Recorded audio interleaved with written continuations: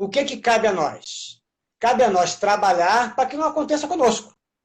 E se cada um tomar conta do seu quintalzinho, a coisa melhora. E a gente vai se afastando do acidente. Lembra lá do gráfico de sangue, né?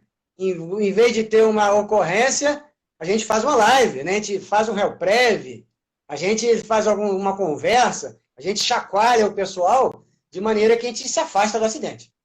É isso aí. Certo.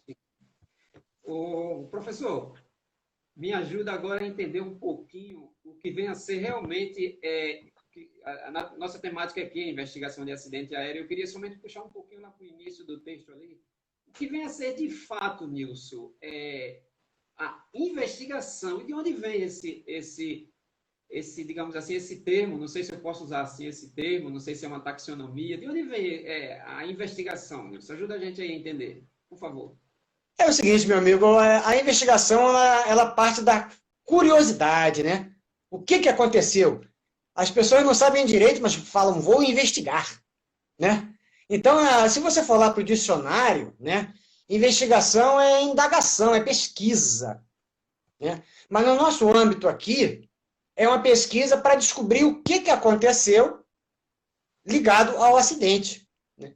E para a gente entender a investigação de acidentes, eu vou citar algumas coisinhas aqui, né? Para o pessoal ficar bem contextualizado e não ter mais dúvida quanto a isso. Certo? Então, a gente tem o seguinte, na aviação civil, a segurança operacional ela é tratada com alguns enfoques diferentes, porque as coisas são interdependentes, as coisas se somam, correto? Então, se você tem a visão da aeronave, projeto, produto, aí você tem lá a definição de aeronavegabilidade, né? Essa definição, a gente podia fazer uma outra live só falando disso, que é um assunto extenso e muita coisa, né? A aeronavegabilidade, muito resumidamente, é a condição segura que um avião oferece para alguém voar nele, né? Então a gente pergunta se o avião está aeronavegável. O avião pode estar lá, mas não está em condição de voo, não é isso? Então ele precisa estar aeronavegável. Temos também a condição, a visão do pessoal, né? Onde você tem o que envolvido? Você tem mecânicos, comissários, pilotos, né? Despachantes operacionais. Tem um grupo de pessoas que trabalham para aquele avião sair do ponto A para o ponto B, né? Mas também para sair do ponto A e do ponto B, tanto no ponto A quanto no ponto B, a gente vai precisar de ter o quê? Aí vem a outra visão, um aeródromo, né? O aeródromo ele tem que oferecer uma infraestrutura mínima para aquele tipo de atividade, seja 91, 135, 121, offshore, o que quer que seja. Você tem que ter uma infraestrutura mínima que gere segurança, né? Notem que isso é uma espécie de quebra-cabeça, onde as peças uma dependem da outra. Para quê? Para gerar segurança lá na frente, após o pouso. Não é isso? Nós temos também a visão da operação. Quais são as condições mínimas que a empresa oferece para aquele voo sair em condição de segurança? Isso também é um aspecto que a segurança operacional precisa ver, né? Também temos a questão da navegação aérea, né? Temos aí aerovias, controle de tráfego aéreo, cartas, comunicações, um enorme, uma vastidão de conhecimento e de aplicações que também são fundamentais para o voo em segurança. E, fechando aqui essas visões que eu estou levantando para vocês, nós temos também o quê? A prevenção e a investigação de acidentes. Aí que a gente começa a ter a cerejinha no bolo, porque a gente gostaria que não precisasse investigar. A gente gostaria que não precisasse ter acidentes. Mas não adianta, isso é uma utopia, o acidente vai acontecer, como já citei, né? Nós que temos que trabalhar para que ele não aconteça, e se acontecer, nós temos que trabalhar para entender o que aconteceu. E isso é investigar. Investigar é entender o que aconteceu para aquele evento se concretizar. Tá claro? Então a gente sabe que no Brasil, desde a Constituição lá, as primeiras constituições até a de 1988, consta lá no texto constitucional que compete privativamente à União legislar sobre o direito aeronáutico, né? Crimes aeronáuticos é a alçada da opinião. Aí a pessoa pode ficar, por mais investigação, união, criminal, CIPAE, é uma salada, né? E a gente vai poder organizar isso aqui direitinho para o pessoal. A maior parte já sabe, mas sempre tem alguém que ainda não sabe, né? Então, se eu te perguntar para o pessoal aí, as pessoas têm noção do primeiro acidente que foi investigado no Brasil? Será que as pessoas sabem, né? O que você acha, Luciano? Será que as pessoas sabem, né? Qual foi o primeiro acidente no Brasil que foi investigado, né? Isso faz tempo, né? Para o pessoal que já é da área, né? Também aí não, né? Então, olha só. O primeiro acidente que foi investigado no Brasil aconteceu em 1908, para você ter ideia, né? Onde teve o óbito do tenente Juventino. Tinha um balão lá onde ele estava comandando, né? E o cabo que sustentava o balão rompeu. E com isso, a tal da válvula lá que alimentava de gás o balão emperrou na posição aberta. E o balão perdeu o gás. O balão perdendo o gás, o balão foi no chão. A gente costuma dizer que é choque ao solo pátrio, né? Choque ao solo pátrio e, infelizmente, o tenente Juventino veio a falecer nesse acidente. E esse foi o primeiro acidente, em 1908, que foi investigado pelo Brasil, para você ter ideia, né? Então, de lá para cá, muita coisa veio acontecendo. Em 1919 se criou a Escola de Aviação Civil, né? A Escola de Aviação. E quando se criou a Escola de Aviação, já começou a ter essa demanda, né? Acidentes, ainda mais na Escola de Aviação acontecem, né? Então, tem a demanda de entender o que aconteceu. Só que, infelizmente, naquela época, né, 1919, a ideia ainda era de responsabilizar de quem foi o culpado. Né? Boa, quem foi o culpado sobre esse acidente? Mas nós estamos em 1919, né? Graças a Deus, hoje em dia, isso já mudou muito com essa evolução. Em 1936, criou-se no então Ministério de Aviação e Obras, o DAC. Até hoje é muito falado, né? O Departamento de Aviação Civil. Notem que o DAC ele foi criado antes do Ministério da Aeronáutica. Né? O Ministério da Aeronáutica foi criado em 1941 e o DAC em 1936.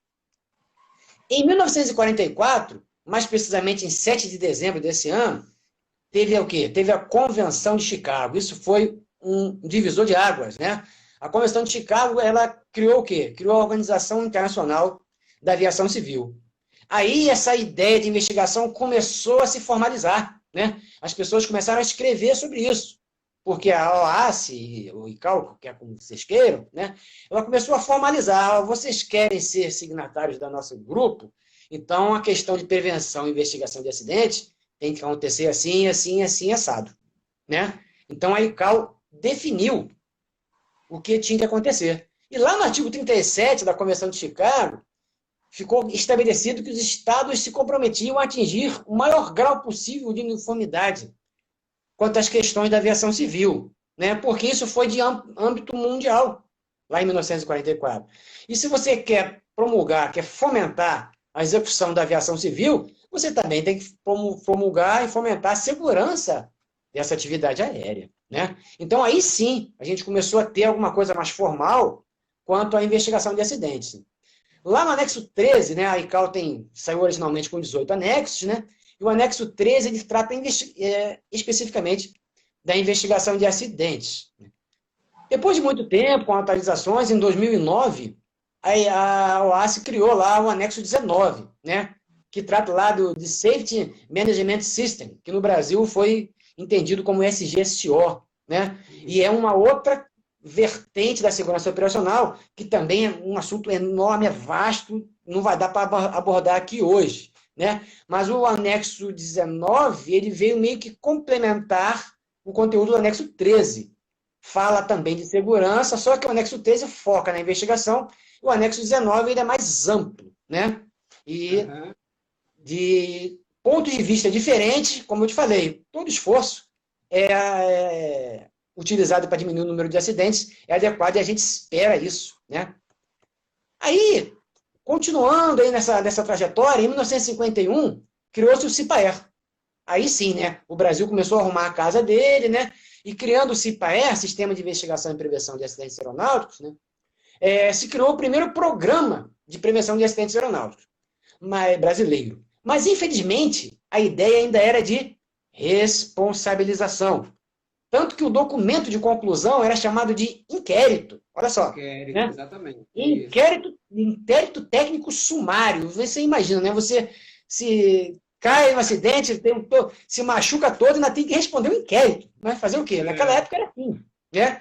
As coisas foram mudando aos poucos. Né? Como eu falei, a ICAO foi um divisor de águas, e o outro divisor de águas aconteceu em 1965. Foi quando a estrutura do recém-criado CIPAER mudou. Aí sim, cara. Aí ficou definido que o conhecimento extraído do estudo de ocorrências aeronáuticas deveria ser usado única e exclusivamente para quê? Para fins de prevenção de acidentes. Aí a gente começou a ter investigação como tem hoje, né? Porque se você precisa descobrir um, entre aspas, culpado, que o Poder Judiciário faça isso. Nós não estamos aqui para isso. Nós estamos aqui para entender o que é o acidente, como o acidente aconteceu, e a partir daí divulgar isso, e o pessoal entender e passar a ter mais cuidado com a prevenção, especificamente naqueles pontos que geraram aquele acidente. Tá claro, né? Então, abandonou-se essa ideia da responsabilização, focando agora, graças a Deus, né, a prevenção de acidentes. Então, Nilson, você deu uma aula aí, só falta fazer agora, só falta a gente fazer uma prova, né? Uma questão para o pessoal resolver aí, já ser aprovado lá na banca da nossa agência reguladora. Mas, Nilson, você está entrando numa linha interessante, eu estou gostando aí do seu raciocínio, que a gente está conduzindo aqui o tema, está conduzindo o assunto para uma linha muito interessante. Olha só, dessa maneira que você fez a abordagem aí, eu já estou começando a entender que a partir eu não digo dessa data aí, mas a partir desse momento em que você está citando aí, parece sim que já houve uma clareza sobre a diferença entre uma investigação civil, aí parece que ficou mais claro agora, né? Deu uma clareza que existe a investigação civil e existe a investigação do sistema CIPAER. Acho que você está começando a entrar nesse detalhe, é isso ou eu estou enganado? Já nesse momento, exatamente, né? Aí, a gente tratando aí dessa questão dessas diferenças, é importante dizer que nós não somos especialistas em direito, né? Apesar de sermos muito bem assessorados. Você disse que eu sou conhecido, na verdade, eu que conheço as pessoas, né? Eu sou só coadjuvante. Tenho lá os meus amigos lá, o doutor Antônio José, que é presidente da OAB aqui do Direito Aeronáutico no Rio, a doutora Delfina. Tem o nosso amigo comandante da Latam, que também é formado em Ciências Jurídicas, que é o Wilton Raiol. Tem a Patrícia Pérez, que também deve estar aí a bordo, né? Então, tem muita gente que me ajuda, né? As pessoas me ajudam porque essa não é minha praia, né? Entendeu? A gente lê um pouco, mas não é minha praia, não. Mas dá para mostrar para o pessoal, né? Mostrar efetivamente as diferenças. Com certeza dá, né? Porque o que acontece? O CIPAER, ele promove, como a gente estava falando aqui, a investigação de acidentes buscando identificar o quê? Culpados? Não. Ele busca identificar os fatores que contribuíram para que esse evento acontecesse. A gente chama de fatores contribuintes. E para quê? Para, a partir daí, destacar a necessidade de medidas o quê? Corretivas para que não ocorra um acidente. E a comunidade aeronáutica toma conhecimento e fica ligada. Poxa, naquele acidente aconteceu isso, isso e isso. Eu tenho que ter cuidado, isso já quase aconteceu comigo também, né? Então é por aí que a coisa acontece. Já a Justiça Federal, o Poder Judiciário, né? Ele executa investigações que buscam identificar as responsabilidades. Alguém tem que fazer esse trabalho, né? Alguém tem que dizer, ó, o responsável do acidente foi fulano. Aí se vai ter pena legal, se vai ter dolo, se vai ter indenização, isso é cargo da Justiça Federal, né? Quem diz muito isso é quem? Nosso amigo Marcelo Honorato, nosso amigo, né? Que está lá em Belém agora, é juiz federal, engajado também na questão aeronáutica, né? Já foi piloto da FAB, enfim. Ele também é um dos caras que muito me ajudam. Né? Você está falando nesse sentido aí, nesse sentido, digamos assim, legal da coisa, né?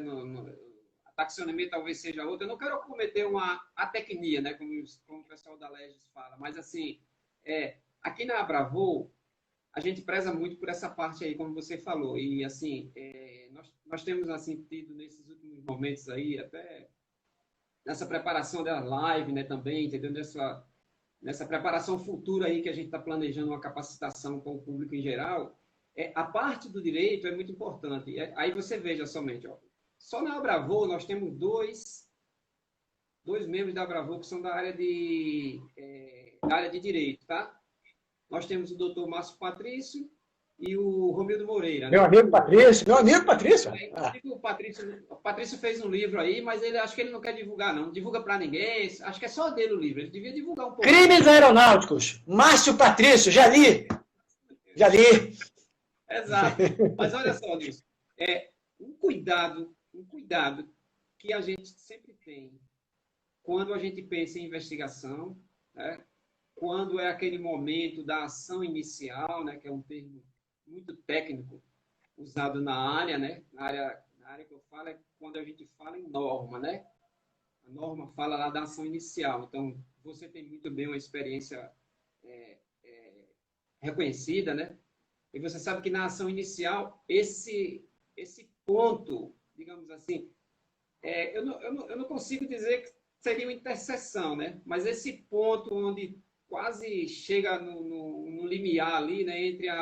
Entre o civil e o CIPAE, é uma coisa muito importante. Você está deixando bem claro isso aí. Então, meu amigo, prossegue nessa linha aí, conclua seu raciocínio aí.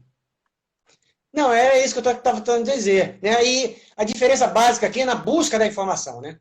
O CIPAER, como é que ele busca a informação? A informação é voluntária, as pessoas querem ajudar para que evite mais acidentes.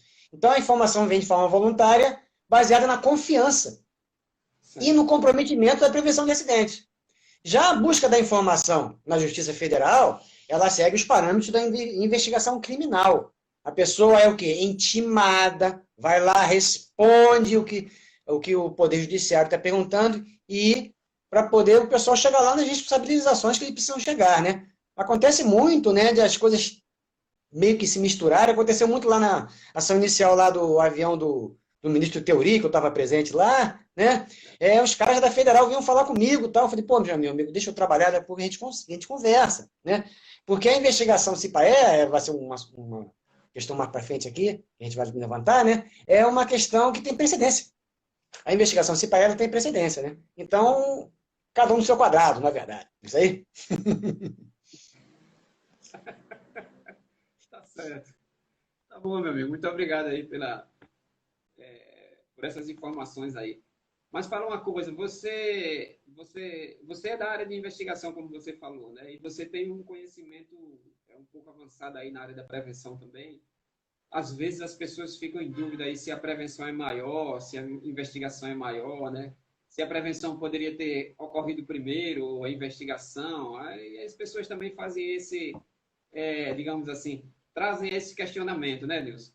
Mas você acha que, ainda na parte dessa investigação, professor Nilson, me fala uma coisa. Esses eventos que ocorrem, que a gente chama de acidentes, no modo geral, né, no lato sensu, a gente chama de acidentes, e quem conhece um pouquinho da norma sabe que o termo não é somente acidente. Existem outros termos, mas a gente não vai entrar em detalhe aqui, tá ok? Até porque quem quiser aprender um pouquinho depois tem que assistir sua aula aí. Mas olha só, Nilson, falando em investigação mesmo, falando no evento em si, da área de investigação, isso pode ajudar a gente, aliás, a gente pode ajudar com esse conhecimento da investigação na prevenção? Eu posso falar isso? Que eu conhecendo a investigação, eu tendo acesso aos dados da investigação, aos resultados, aos relatórios que são finais, isso vai ajudar na prevenção? Sim, sim. O que acontece? Essa questão aí de investigação, prevenção, o que é mais importante, né? Isso são valores que, na verdade, não existem, né? Quem fala isso fala um pouco da boca para fora, porque se você for lá no anexo 13, né? O anexo 13 não separa reativo, preventivo. Quem faz isso é o anexo 19, né? E o anexo 19 não trata de investigação. Então, para quem lê um pouquinho, isso é bem claro. Quem acha que prevenção é mais importante, que investigação é mais importante, isso é uma discussão que não vai nos levar a nada, né? Porque a investigação nada mais é que uma ferramenta da prevenção, porque o objetivo maior é não deixar o avião cair, né? Se o objetivo maior for a investigação, eu vou ficar só sentado esperando o avião cair? Não, isso é só uma parte do trabalho, né? Uma parte do trabalho é a investigação. Então, pelo anexo 13, a gente tem que a investigação de acidentes, ela foca na abordagem reativa, né? Ou seja, na atuação pontual, executando análises de acidentes e identificando ali o que aconteceu para a comunidade aérea ficar sabendo. Já a abordagem do anexo 19, que fala do SGSO, né? ela se fundamenta nas ações preventiva e preditiva. Pois a busca de identificar riscos potenciais através de quê? Da análise da atividade. Então, a gente analisa a atividade acontecendo. A gente não espera um acidente acontecer. A gente analisa como a coisa flui e, a partir daí, tira conclusões. Será que não é melhor melhorar aqui? Atacar aqui? Vamos ajustar aqui, ajustar ali? E isso é trabalhar preventivamente. Agora, tentando responder mais de maneira eficaz a sua pergunta, quando você divulga um relatório final explicando o que aconteceu no acidente e a comunidade aeronáutica toma conhecimento daquilo, lê e entende perfeitamente quais foram os fatores e que aquilo poderia acontecer com ele também, isso é uma grande motivação de prevenção, né? A investigação é uma ferramenta importante. O que a gente tem que entender é que ela não é a única ferramenta. Por isso que o anexo 19 foi editado, né? Exatamente para complementar o anexo 13. O anexo 13 parte do princípio que o acidente vai acontecer. E nós temos que estar preparados para lidar com ele. Já o anexo 19 fala o seguinte, nós temos que trabalhar para o acidente não acontecer. Então, as duas vertentes de trabalho têm que acontecer de maneira paralela. Certíssimo. Nilson, eu podia pedir um momento a você? Tem uma solicitação aqui para fazer o pessoal fazer um print aqui da tela, então a gente dá uma congelada aí no harmonia. Sim, sim. Vê se a iluminação está ajudando aí. Faz um sorriso largo aí para o pessoal poder fazer uns 2 segundinhos ou 3 aí, a galera faz um print da tela aí, depois a gente continua, senão o pessoal depois vai dar um cascudo. O professor, isso aí, não vai dar não. Vamos lá, congela 2 segundinhos aí, Nilson.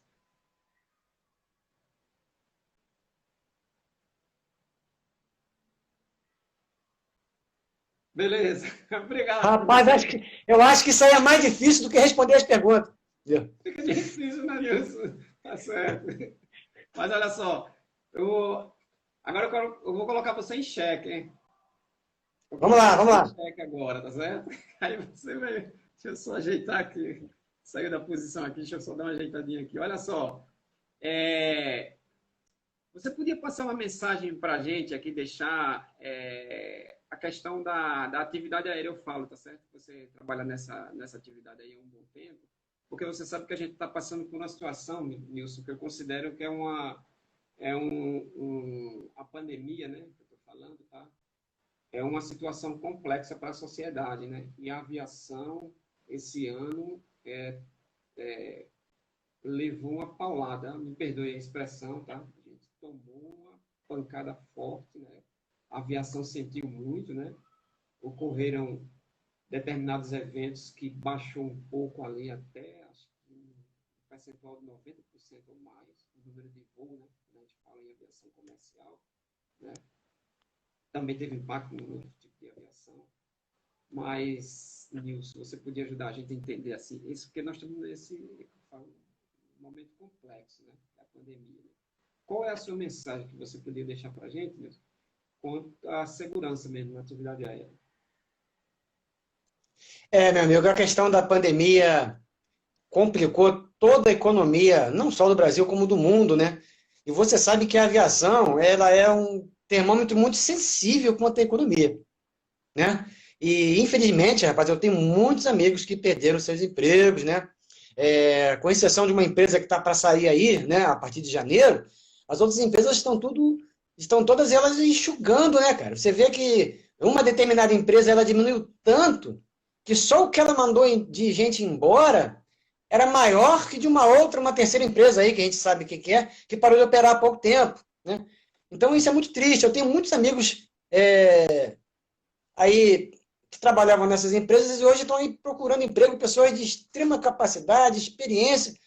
Mas e o mercado? Como fazer, né? É muito difícil mesmo, né? Então, cara, essas condições de segurança na atividade aérea, a gente entende que a importância disso acontece em qualquer tempo, né? Entretanto, é claro que a atual realidade limita um pouco as ações de todos nós. Isso aí, não adianta querer questionar isso daí. Isso daí, nós temos que entender o que está acontecendo e, a partir daí, saber como agir.